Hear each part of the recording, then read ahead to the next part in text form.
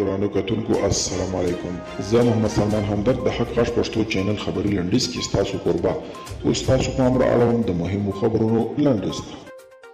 د اروپایي ټولنې یو شمېر پارلمان غړي وایي پاکستان د ویزې لړ کې د جال مرکز دی.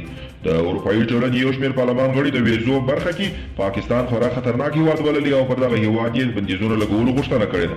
د اروپایي ټولنې پارلمان غړي ډومینیک بیلډ ادعا کوي چې پاکستان که نه یوازې د اروپایي ټولنې پاسپورټونه پلورل کیږي بلکې په خبره یې د ورانکاري په فعالیتونو کې لاس لرونکي کسانو ته ویزې هم ورکول کیږي.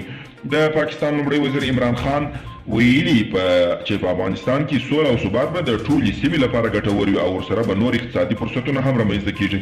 د سمنګان پولیس وایي چې د دغه ولایت د والي ویان په یوه ترافیکي پیښه کې مړ شوی او یو بل کس ټپي دی.